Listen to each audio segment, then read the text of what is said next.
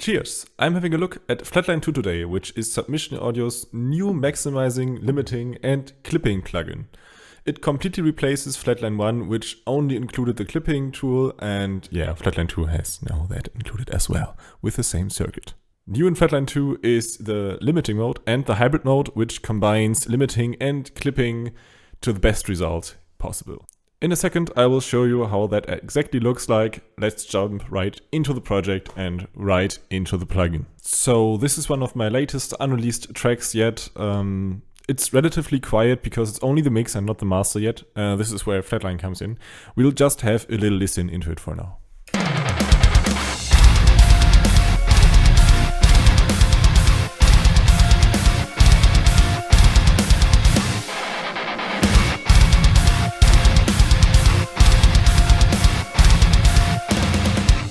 That should be good enough for now.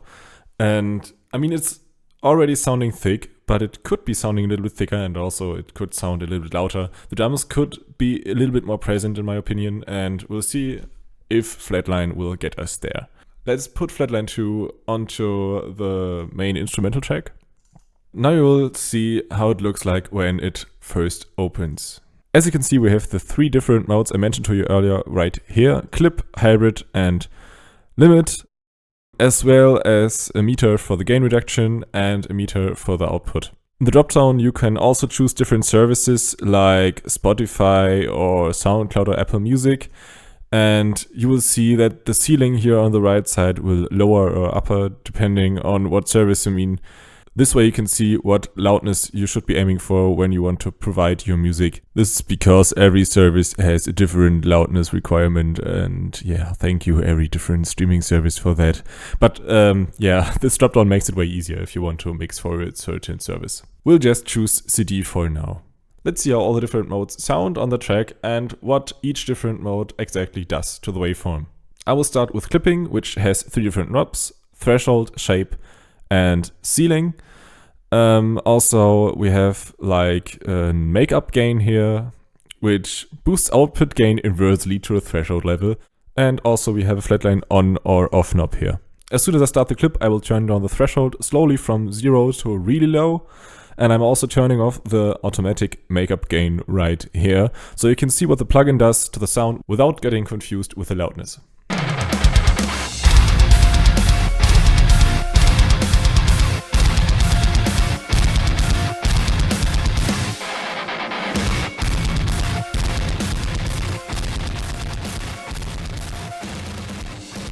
Looking at the waveforms, you can now exactly see what clipping does. It just cuts or clips off the peaks of the waveform. This leads to a higher perceived loudness. As you heard, the lower the threshold is, the more artifacts start to come in, like crackling noises or distortion. Let's just choose a setting that works with the track for now.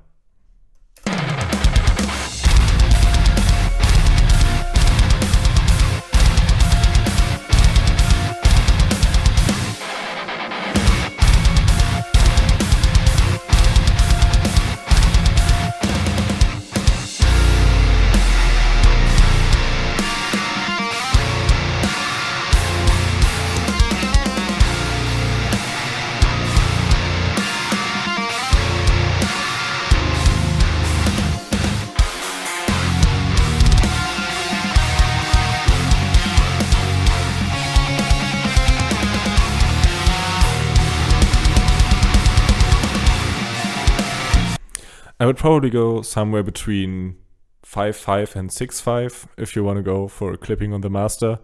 And this is what works totally fine. As you can see, the drums get more present in the mix. The transients come through more thoroughly and you get a higher loudness. Just for fun, I could turn on the boost knob right here, the makeup gain knob, and you can see how loud it will be.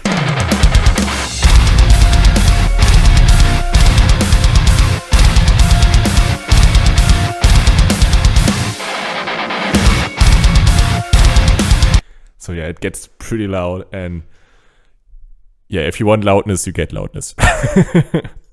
Let's leave the threshold at 6.5 for now and have a look at the other knobs.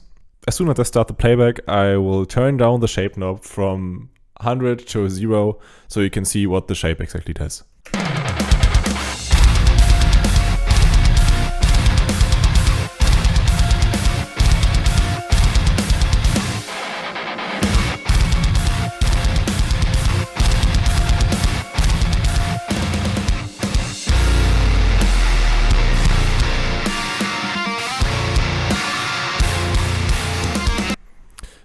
As you can see, we can choose between soft and hard clipping. The more we turn the shape knob, the softer the clipping gets. The artifacts with a high threshold also change, and I would probably keep a setting in the shape about like here or so. Output gain just sets a output gain limit. If you want to keep the automatic gain on, you can use this to keep your track from digitally clipping in the master of your DAW. So why would you use clipping? You would use clipping to increase the relative loudness while also preserving the transients at the same time. This is helpful for drums because drums mainly consist out of peaks, and if you just clip off the peaks, you can push the loudness way more and also increasing the excitement of the drums. I personally would probably not only use a clipping tool as a mastering tool. This is where the hybrid mechanism of Flatline 2 will come in later on. For the next step, we will get into the limiting. Let's do the same procedure as before. I will start the playback and then I will turn the threshold knob slowly down.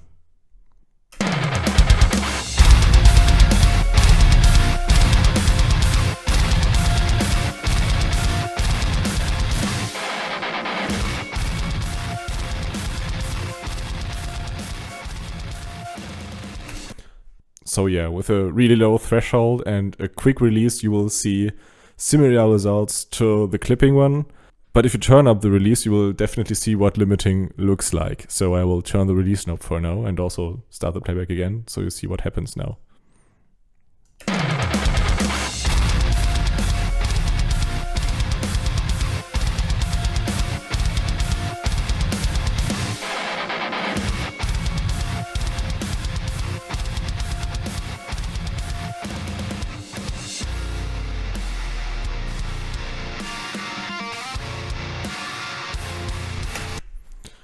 You will see that limiting leads to a pumping effect because the limiter just follows the sound in waves depending on your release time.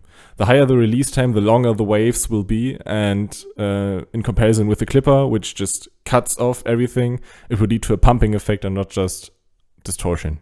Yeah, so this is the limiter. I would use it on vocals or certain tracks I want to keep the volume leveled. After putting on a compressor, basically. Or you could also use it on a master track if you want to keep the mastering leveled after you use the mastering compressor. And this is exactly where the hybrid mode comes in. The hybrid mode is exactly what I would use on a master track because I have the advantages of a clipping, like an exciting sounding track with good transients, and the limiting, which keeps everything leveled and also keeps down the noise that I don't want. And I think submissionaudio did a great job on doing that. So let's have a look into that. I will just do it as before. I will just turn some knobs and you can see what they do. I start at 100% and 0 dB and then we can go.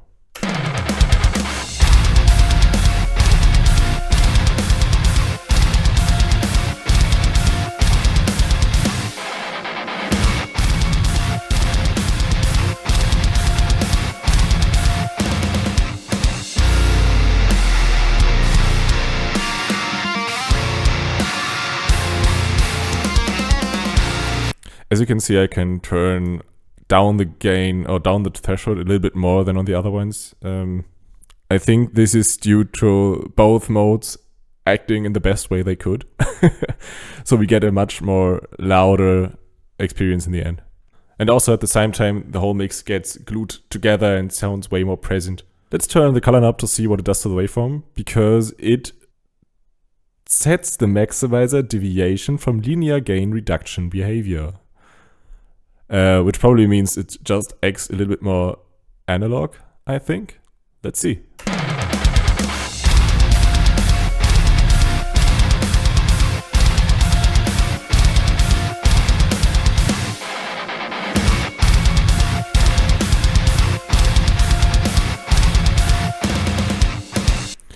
I probably would go for something like 40. Sounds good to me, actually. I like the sound when it's a little bit more clinical and not so warm. Also, we have like envelope and release times here and look ahead. These are basically the settings for the limiter. And you can exactly see what they do by following the tooltip here. If you go faster, you get smaller transients. If you get slower, you get larger transients. Same as release time. faster, louder, slower, smoother. Also, you can change the channel linking on the transients and the sustain. This basically means if you want the stereo channels or each channel of your track, like L and R, handled separately by the algorithm. And you can specifically do that for transients and the sustain. So yeah, depends on what your music is like. I probably want the transients to be like mono as equal as possible because I want the kick drum to push through the mix. And the sustain is like, I want a little bit more characteristic of the different guitars, left and right panned. So I would choose a high sustain and like, I don't know, 50% transient or so.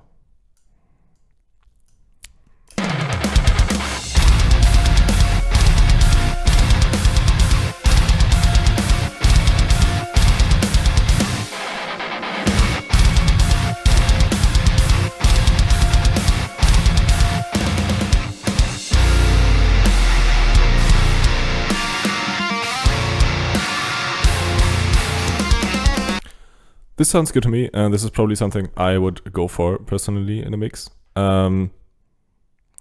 Just for the joke, we could turn up the output gain so we see how loud we are currently.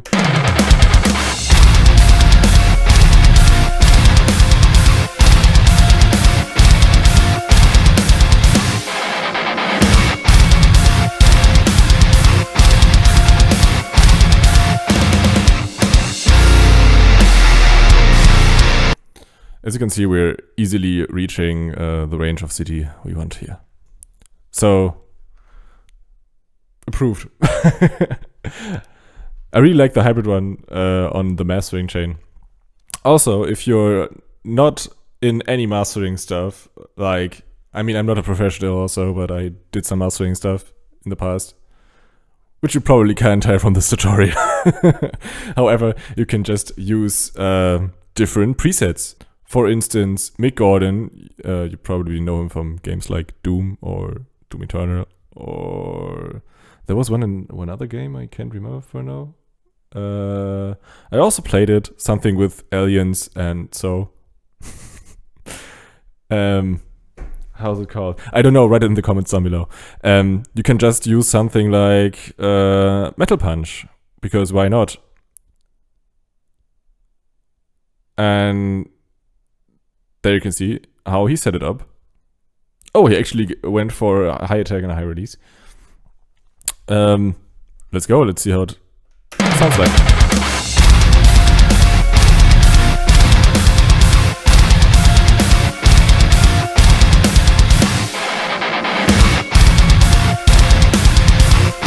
So yeah, you can just choose one of those presets and see if it works for your track as well. However, I think this isn't necessary because the plugin itself is really self-explanatory and pretty easy to use. You only have like 3 knobs in all those. You have a little bit more on the hybrid one because of the envelope and the channel linking and so on. But I think there you can just go for your hearing and see how it worked out for you. So yeah, this is Flatline 2, and I hope you all enjoyed this little tutorial here. I will just put those down again. Thank you so much for watching. Also, thanks so much to submissionaudio for providing me with that plugin. Also, you can follow the link in the description below. This will redirect you to the page of submissionaudio where you can buy the plugin, and also I will get a little bit of revenue or a little bit of percentage from the revenue. Also, it would mean a lot to me if you would leave a comment below or give a thumbs up or tell me what I could do better in the next tutorial, because I'm pretty new to this, actually. Thank you so much. See you in the next one.